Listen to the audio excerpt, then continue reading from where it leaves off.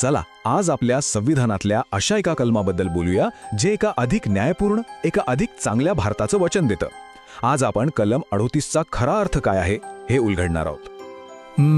आता या प्रश्नाचं उत्तर तितकं सोपं नाहीये, पण एक गोष्ट अगदी सूर्यप्रकाशासारखी स्पष्ट आहे. आपल्या समाजात श्रीमंत आणि गरीब यांच्यामध्ये एक खूप मोठी दरी आहे. ही एक कटू पण खरी परिस्थिती आहे. पण सगळ्यात महत्त्वाची गोष्ट काय आहे माहिती आहे? आपलं संविधान ही परिस्थिती मान्यच करत नाही, उलट ती बदलण्यासाठी आपल्याला एक मार्ग दाखवतं. हेच बघा ना, अजून सोप्या भाषेत समजून घेण्यासाठी 2 मुलांची कल्पना करूया. एकाचं नाव आहे अर्जुन. तो एका श्रीमंत घरात वाढलाय. त्याला देशातल्या सर्वोत्तम खाजगी शाळा, महागडे कोचिंग क्लासेस, गरज पडल्यास मोठे डॉक्टर्स आणि राजकीय संपर्क अगदी सहज मिळतात. आणि दुसरीकडे आहे विजय, एका गरीब शेतकऱ्याचा मुलगा. तो जातोय सरकारी शाळेत. त्याच्या घरी 24 तास वीज सुद्धा नसते आणि त्याचे वडील कर्जाच्या डोंगराखाली दबलेले आहेत. नाही, अजिबातच नाही. कसं म्हणता येईल नाही का? दोघांची सुरुवातच इतकी वेगळी आहे की समान संधी हा शब्द इथे अगदी पोकळ वाटतो. आणि त्यांच्यातली हीच दरी तर खरी विषमता आहे. आणि इथेच आपलं संविधान पुढे येतं. ते या विषमतेला, या अन्यायाला आव्हान देतं. ते स्पष्टपणे सांगतं की हे असंच चालू शकत नाही. मग ह्या सगळ्यावर आपल्या संविधानाचं उत्तर काय आहे? तर ते उत्तर दडलंय कलम 38 मध्ये. हे कलम म्हणजे सरकारसाठी एक मार्गदर्शक आहे, एक दिशा आहे जी त्यांना एका न्यायपूर्ण समाजाच्या निर्मितीकडे घेऊन जाते. म्हणजे बघा, या कलमानुसार सरकारचं पहिलं आणि सर्वात महत्त्वाचं काम आहे लोकांचं कल्याण साधणं. आणि ते कसं करायचं?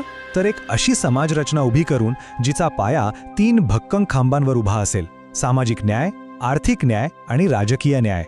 ठीक आहे, मग आता यात जरा आणखी खोलवर शिरूया आणि समजून घेऊया की हे वचन नेमकं काय आहे. तर बघा, कलम 38 सरकारला 2 मुख्य गोष्टी करायला सांगतं. पहिली गोष्ट म्हणजे एक न्यायपूर्ण समाजव्यवस्था निर्माण करा, आणि दुसरी, समाजात जी विषमता आधीच आहे ती कमी करण्यासाठी जाणीवपूर्वक सक्रियपणे प्रयत्न करा. आणि ही विषमता फक्त पैशांची नाही, तर समाजात मिळणारा दर्जा, मिळणाऱ्या सुविधा आणि पुढे जाण्याच्या संधी या सगळ्या बाबतीतली आहे. आता न्यायाची ही कल्पना ती खूप मोठी आहे. सामाजिक न्याय म्हणजे काय? तर जात, धर्म किंवा लिंगाच्या आधारावर कोणाशीही भेदभाव होता कामा नये. आर्थिक न्याय म्हणजे देशाच्या संपत्तीचं आणि संसाधनांचं वाटप जास्त न्यायपूर्ण पद्धतीने व्हावं. आणि राजकीय न्याय म्हणजे देशाच्या प्रत्येक नागरिकाला मत देण्याचा आणि निर्णय प्रक्रियेत सहभागी होण्याचा समान हक्क मिळावा. आणि ही 3 न्यायाची तत्त्व इतकी महत्त्वाची आहेत की ती आपल्या संविधानाचा आत्मा आहेत.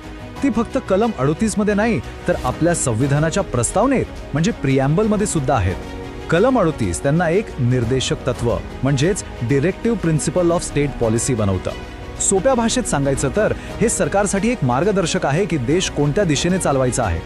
बरं, हे सगळं तर झालं पुस्तकातल्या गोष्टी, पण प्रत्यक्षात जमिनीवर याचा काही परिणाम दिसतो का? चला बघूया की हे कलम रोजच्या जीवनात कसं काम करतं. या कलमाचा जो दुसरा भाग आहे ना, तो तर थेट संधींमधल्या विषमतेबद्दल बोलतो. आठवतंय, अर्जुन आणि विजय यांच्या गोष्टीतली मूळ समस्या हीच होती नाही का? आणि याच विचारातून, याच भावनेतून प्रेरणा मिळाली शिक्षण हक्क कायद्यासारख्या राईट टू एज्युकेशन ॲक्ट एका मोठ्या महत्त्वाच्या धोरणाला. हा कायदा सांगतो की 6 ते 14 वयोगटातल्या प्रत्येक मुलामुलीला मोफत आणि सक्तीचं शिक्षण मिळालंच पाहिजे. हा कायदा विजयसारख्या लाखो मुलामुलींसाठी एक आशेचा किरण आहे. एवढाच नाही, अजूनही बरीच धोरणं आहेत. आरक्षणाचं धोरण, गरजू विद्यार्थ्यांसाठी शिष्यवृत्ती योजना, ग्रामीण भागात रोजगाराची हमी देणारी मनरेगा योजना आणि सर्वांना आरोग्य सुविधा मिळाव्यात यासाठी असलेली जन आरोग्य योजना, या सगळ्यांच्या मुळाशी कलम 38चीच भावना आहे. अर्थात या योजनांची अंमलबजावणी करणं हे एक मोठं आव्हान आहे, पण त्यामागचा उद्देश अगदी स्पष्ट आहे. आपल्या न्यायव्यवस्थेने सुद्धा ह्या तत्वाचं महत्त्व वेळोवेळी ओळखलं आहे. उदाहरणार्थ, प्रसिद्ध इंदिरा साहनी खटल्यात सर्वोच्च न्यायालयाने स्पष्ट केलं की आरक्षणाचा उद्देश हा ऐतिहासिक अन्याय आणि विषमता दूर करणं हाच आहे, जे थेट कलम 38च्या ध्येयाशी मिळतं जुळतं आहे. मग आता प्रश्न पडतो की या सगळ्याचा अंतिम उद्देश काय आहे?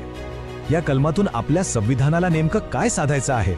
तर उत्तर असं आहे की कलम 38 हे भारताला एक कल्याणकारी राज्य म्हणजे वेलफेअर स्टेट बनवण्याचा पाया आहे. याचा अर्थ काय? याचा अर्थ असा की सरकारची भूमिका फक्त कायदा आणि सुव्यवस्था सांभाळण्यापुरती नाही, तर देशातल्या प्रत्येक नागरिकाच्या सामाजिक आणि आर्थिक कल्याणाची सक्रियपणे जबाबदारी घेणं हे सुद्धा सरकारचं कर्तव्य आहे. आणि याच सगळ्याचा सार एका वाक्यात सांगायचं झालं तर तो हा आहे. हे एक शक्तिशाली वाक्य आपल्याला सतत आठवण करून देतं की भारत हा देशातील प्रत्येक नागरिकाचा आहे, केवळ काही मोजक्या श्रीमंत लोकांचा नाही. आता हे सगळं ऐकल्यावर एक महत्त्वाचा प्रश्न मनात येतोच.